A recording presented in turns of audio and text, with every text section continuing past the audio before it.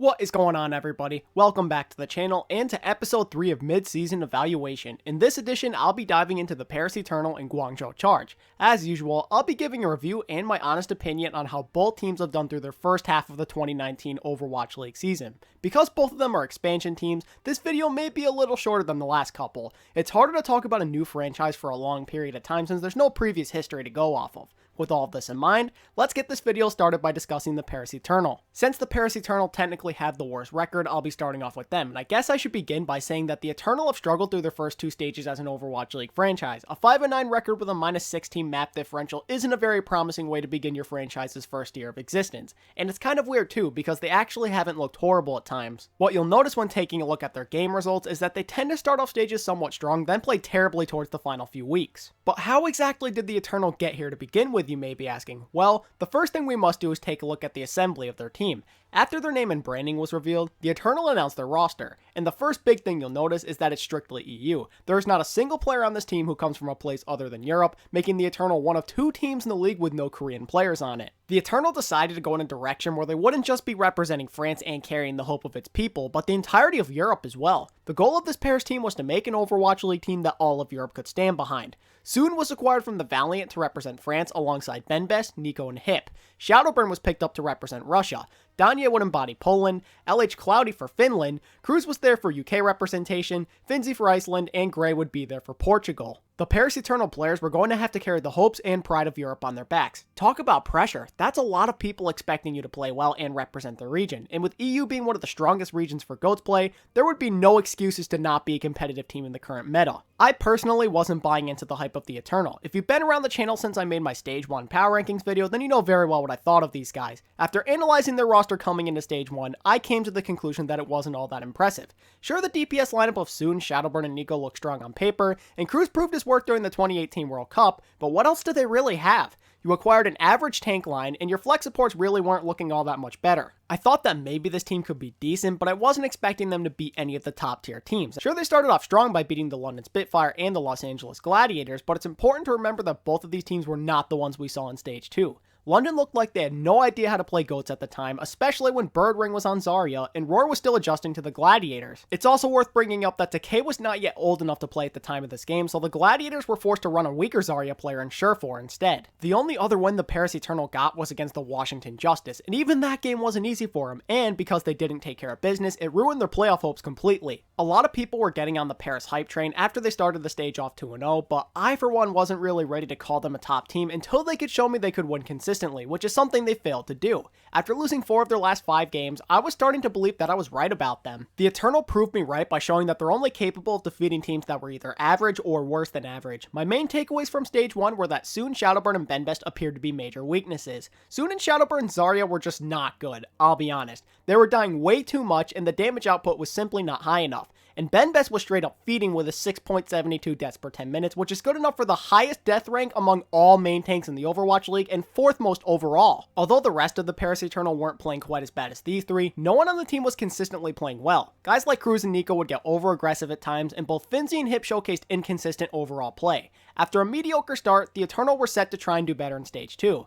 And as it began, the Eternal decided to make some noticeable changes to their starting lineup. They started by switching Benbest out for LH Cloudy on main tank. They also swapped Nico out for Shadowburn on Brigitte. Gray would be assuming the full-time flex support duty now over Hip, and Nico would play Diva instead of Finzi eventually. It's also worth noting that Paris and their head coach Damon decided to part ways, and as a result Damon became an assistant coach on the Dallas Fuel. And at first these changes appeared to be for the better. Just like with Stage 1, the Eternal had a strong start to their stage by winning 2 of their first 3 games. The team even looked rather strong when running multi-DPS compositions. Putting Soon and Shadowburn on their signature heroes allowed for them to look a lot more comfortable. Gray was showcasing a strong Ana as a bonus too. But then things once again fell apart as the Eternal went on to lose their final 4 games of Stage 2. As the losses kept getting worse and worse, it became very apparent that the lineup changes made at the beginning of Stage 2 were not paying off. Cloudy was feeding almost as much as Benbest was with a 6.34 deaths per 10 minutes, Gray's magic that he showed off at the beginning of the stage faded away, and Soon was still struggling on Zarya. I'm glad the Eternal at least tried to make changes when things clearly weren't working for them, but nothing changed. They were still the same average team at best that couldn't even beat any of the league's decent teams.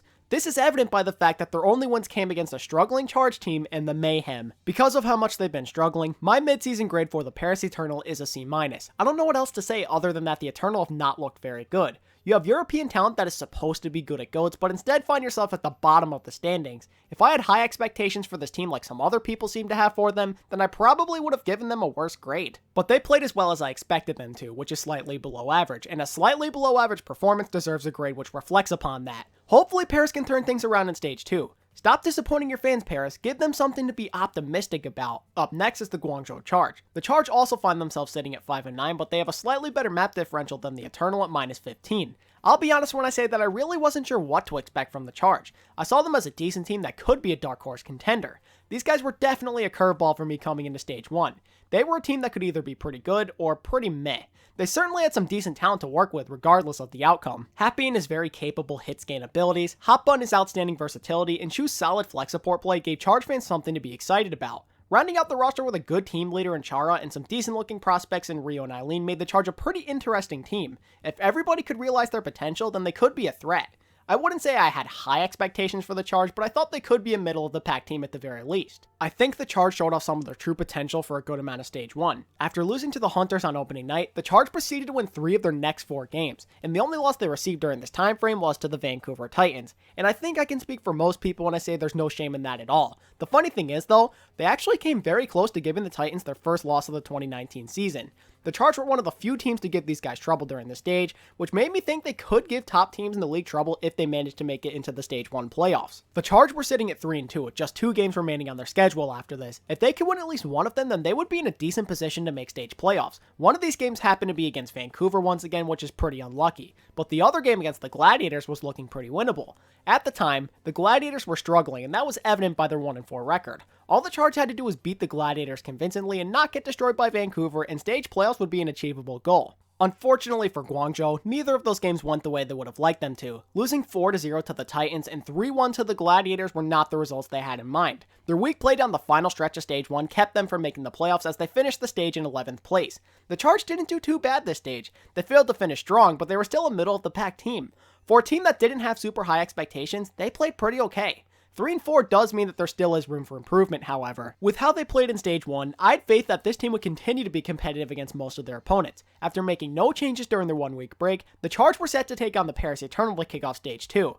What seemed like a winnable game turned out to be a brutal 4-0 loss for them. Their next 3 games were the Shock twice and the Gladiators, and they got destroyed in those matches as well. The Charge were unable to take even one map after their first 4 games. After a close 3-2 loss to the Spark, Guangzhou was able to finish their horrible stage on a 2-game winning streak. Defeating the Outlaws in the rain isn't all that impressive, but after losing 5 games straight, I think you'll take whatever you can get if you're a Charge fan. It's kind of funny though, they weren't really doing anything different from what we saw in Stage 1. The only different thing they tried was running Eileen on Doomfist instead of Break sometimes, but that pretty much only happened during their final 3 games. Based off what I saw, the starting lineup as a collective unit was just underperforming. I can't put all the blame on them though. Sure, they weren't playing well, but taking on 3 playoff teams and 4 of your losses makes it look not quite as bad. But at the same time, the Charge were competitive against good teams last stage, so what's their excuse now? I'm not exactly sure what happened to the Charge, but that excitement factor and sense of danger they possessed during Stage 1 seemed to have vanished. The Charge had a pretty disappointing Stage 2, that's all I know. And it's not even that much because of their poor record. It's more that they weren't very competitive. They were losing games very badly. I know that teams like the Shock and Gladiators are really good, but you've shown the ability to compete against good teams during Stage 1, so not even taking a map off of either of them comes as a surprise.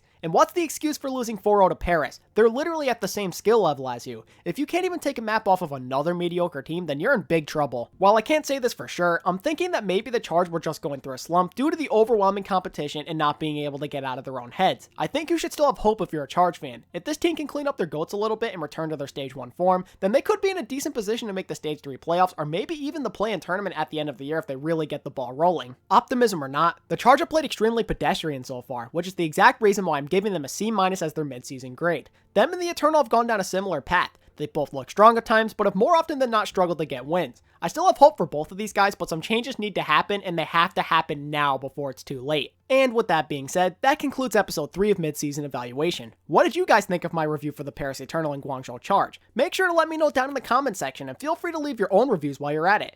If you enjoyed this content, then be sure to like and subscribe so you can stay up to date on the series. As always, thank you all so much for watching today's video, and until next time, this is ATP, signing out.